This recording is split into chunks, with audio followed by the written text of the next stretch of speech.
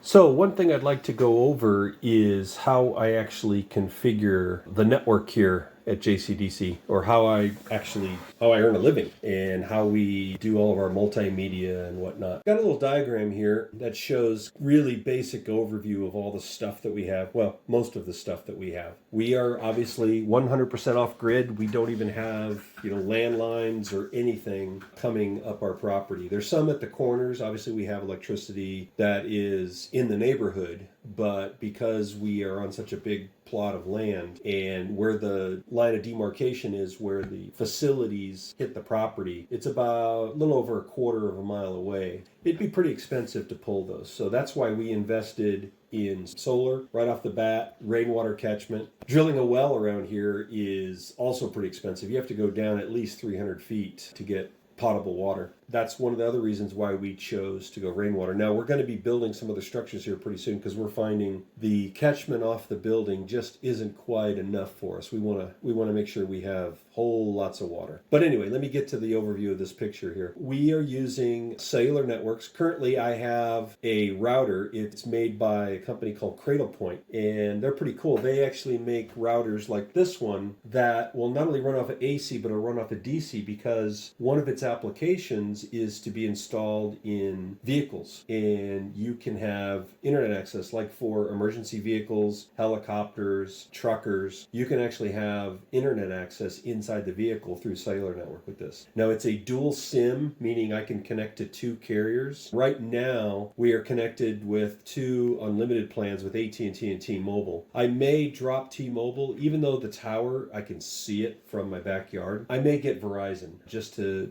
get it. I've got a service, cost me about $150 a month for internet access, but that's a requirement for my job. I've got to be able to work, so we foot that bill. But right now we're using those primarily AT&T. These are both grandfathered plans, so they're unlimited plans. But AT&T doesn't tend to throttle. I've noticed T-Mobile, if you're not using like a handheld device and you try to go to like a YouTube or you try to do a streaming service, they will throttle you. For you, those of you that don't know, you can use an app that's actually produced by Netflix called Fast, or the site is called fast.com. It will actually show you true streaming speeds, not like Speed Test, the other one that everybody else uses on the internet to test their bandwidth over their connection. Yeah, a lot of providers are hip to that application, so they prioritize that traffic to give you false results of what you're really going to get in real world applications. So Netflix came out with their own app that actually goes to their server farms, so your provider can't,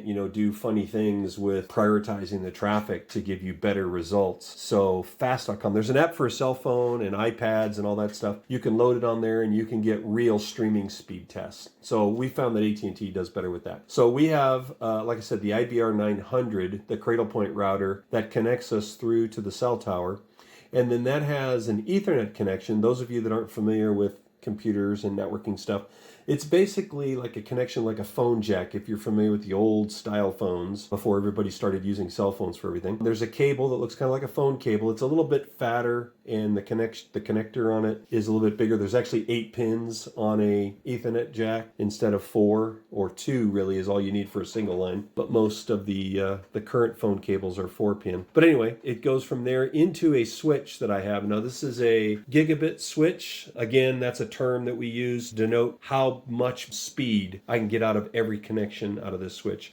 And it's what we call a smart switch. So I can actually group these ports, these connections, in what's called virtual groups, so that I can actually do cool tricks with my network to segment things if I want to, and all kinds of stuff. So I have a TP-Link smart switch there that everything connects into. I have my server farm. They're rack-mounted servers. I have about, how many cores am I up to now? I'm about 64 cores. So remember I talked about the CPU in your computer has slices to it called cores. And when you run an application, it actually is executed on one of those cores. That's how computers have gotten so much more powerful over time, is instead of adding more processors and taking up more real estate inside the computer, Intel and AMD and the chip manufacturers have figured out a way to slice the CPU into sections called cores. And so these guys are pretty beefy.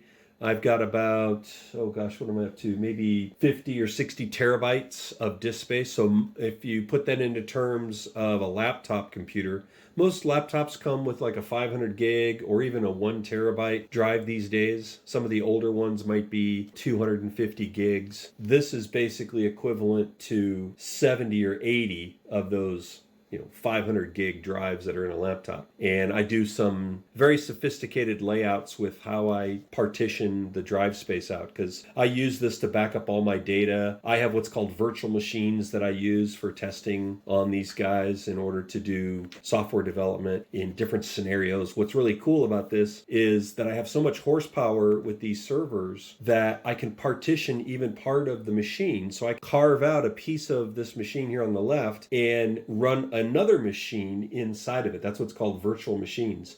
So I can do testing across different operating systems. Like I'll run Windows 10 inside a virtual machine, and I'll be able to test, different Linux distributions and other things. Really cool. So I actually have multiple connections coming out of here into this switch. And I have, like I said, I segment things within this switch to create virtual zones that I can actually, partition things off from. So I do a lot of stuff with that. Down here on the bottom, you can see I've got a couple of laptops. I actually have more than this. These are the main ones. So I've got my main work laptop that I actually connect through Ethernet directly to the switch. And then it's what I do most of my work. It's also what I do the video editing on. I have another Linux laptop that's connected via wireless directly to the router. This router doubles as not only a cellular router, but it's also a Wi-Fi router too that we use here on the property. And then I also have a MacBook that I use mainly for work. I do some development or testing more or less using the Mac so that I can test